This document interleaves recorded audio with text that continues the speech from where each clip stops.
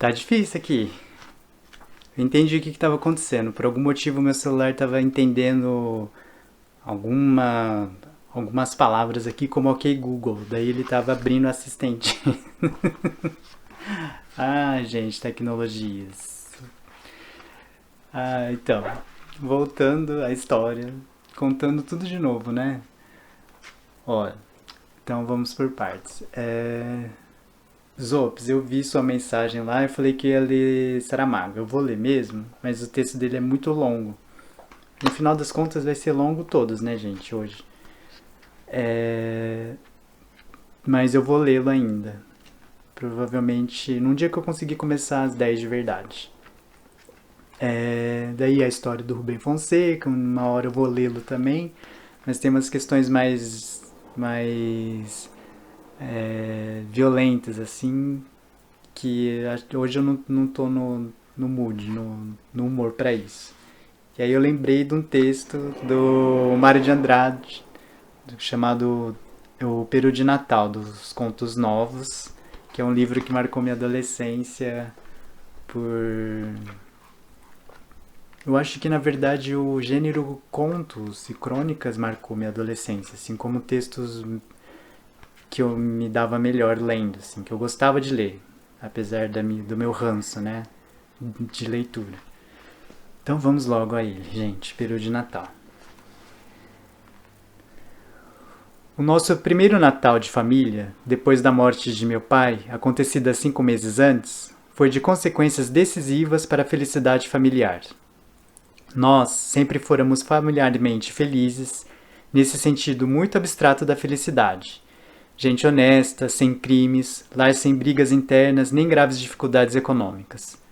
Mas, devido principalmente à natureza cinzenta de meu pai, ser desprovido de qualquer lirismo, de uma exemplaridade de incapaz, acolchoado no medíocre, sempre nos faltar aquele aproveitamento da vida, aquele gosto pelas felicidades materiais, um vinho bom, uma estação de águas, aquisição de geladeira, coisas assim.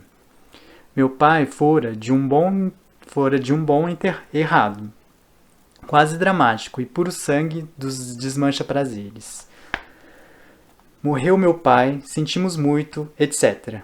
Quando chegamos nas proximidades do Natal, eu já estava que não podia mais me afastar aquela memória obstruente do morto que parecia ter sistematizado para sempre a obrigação de uma lembrança dolorosa em cada almoço, em cada gesto mínimo da família.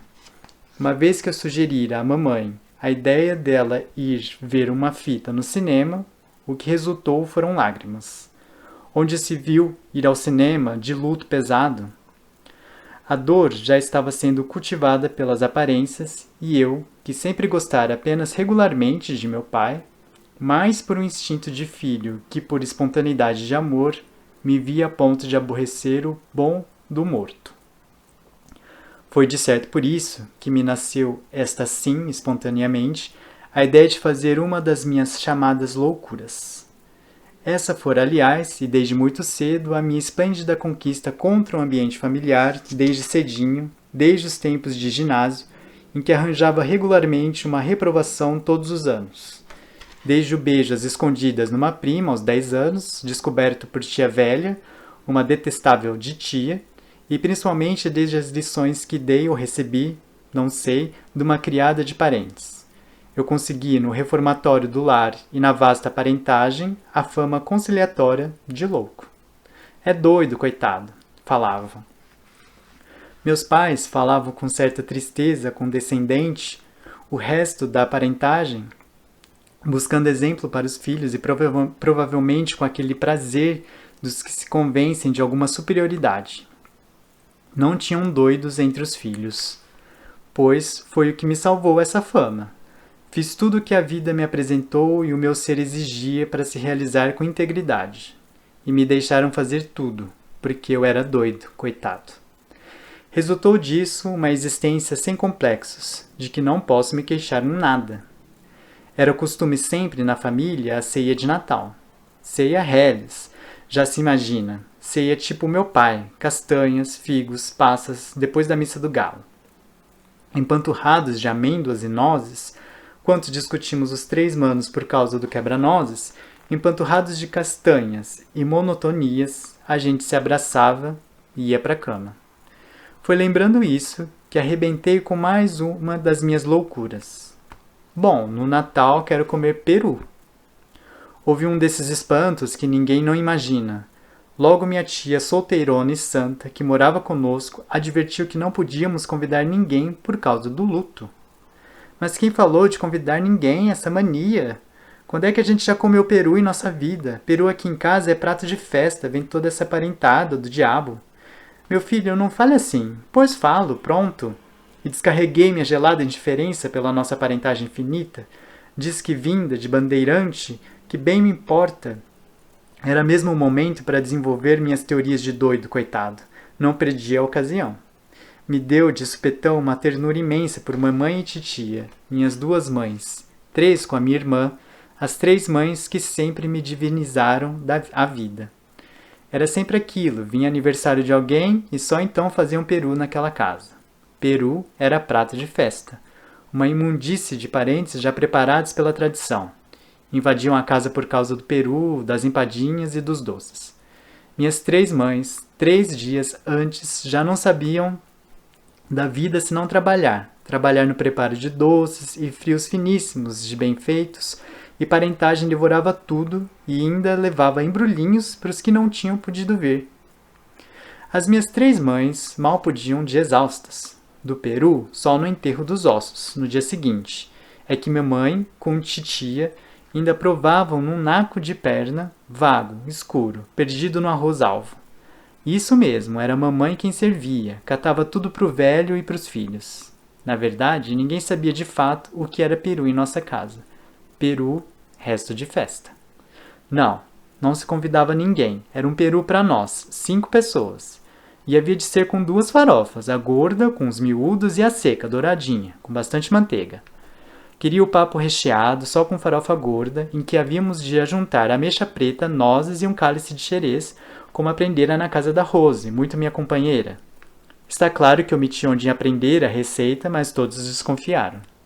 E ficaram logo naquele ar de incenso assoprado, se não seria a tentação do dianho aproveitar a receita tão gostosa. E cerveja bem gelada, eu garantia quase gritando. É certo que com meus gostos, já bastante afinados fora do lar, pensei primeiro num vinho bom, completamente francês. Mas a ternura por mamãe venceu o doido, mamãe adorava cerveja. Quando acabei meus projetos, notei bem, todos estavam felicíssimos, num desejo danado de fazer aquela loucura em que eu estourara. Bem que sabiam, era loucura sim, mas todos se faziam imaginar que eu sozinho é que estava desejando muito aquilo. E havia jeito fácil de empurrarem para cima de mim a culpa de seus desejos enormes. Sorriam de entreolhando, tímidos como pombas desgarradas, até que minha irmã resolveu o consentimento geral. É louco mesmo. Comprou-se o peru, fez-se o peru, etc. E depois de uma missa do galo bem mal rezada, se deu o nosso mais maravilhoso Natal. Fora engraçado, assim que me lembrara de que finalmente ia fazer mamãe comer peru, não fizera outra coisa aqueles dias que pensar nela, sentir ternura por ela, amar minha velhinha adorada. E meus manos também estavam no mesmo ritmo violento de amor, todos dominados pela felicidade nova que o peru vinha imprimindo na família. De modos que, ainda disfarçando as coisas, deixei muito sossegado que mamãe cortasse todo o peito do peru. Um momento, aliás, ela parou, feito fatias um dos lados do peito da ave, não resistindo àquelas leis da economia que sempre a tinham entorpecido numa quase pobreza sem razão. Não, senhora, corta inteiro. Só eu como tudo isso. Era mentira. O amor familiar estava por tal forma incandescente em mim que até era capaz de comer pouco só para que os outros 4 comessem demais. E o diapasão dos outros era o mesmo. Aquele peru comido a sós redescobrira em cada um o que cotidianamente abafara por completo. Amor, paixão de mãe, paixão de filhos. Deus me perdoe, mas estou pensando em Jesus. Naquela casa de burgueses bem modestos, estava se realizando um milagre de amor digno do Natal de um Deus. O peito de peru ficou inteiramente reduzido a fatias amplas. Eu que sirvo. É louco mesmo, pois, porque havia de servir, se sempre mamãe servira naquela casa. Entre risos, os grandes pratos cheios foram passados para mim e principiei uma distribuição heróica, enquanto mandava meu mano servir a cerveja. Tomei conta logo de um pedaço admirável da casca, cheio de gordura, e pus no prato. Depois vastas fatias brancas. A voz severizada de mamãe cortou o espaço angustiado com que todos aspiravam pela sua parte do peru. Se lembre de seus manos, Juca. Quando que ela havia de imaginar, a pobre, que aquele era o prato dela, da mãe, da minha amiga maltratada, que sabia de Rose, que sabia dos meus crimes, a que eu só lembrava de comunicar o que fazia sofrer. O prato ficou sublime. Mamãe, este é o da senhora. Não, não, não passe não. Foi quando ela não pôde mais com tanta comoção e principiou chorando.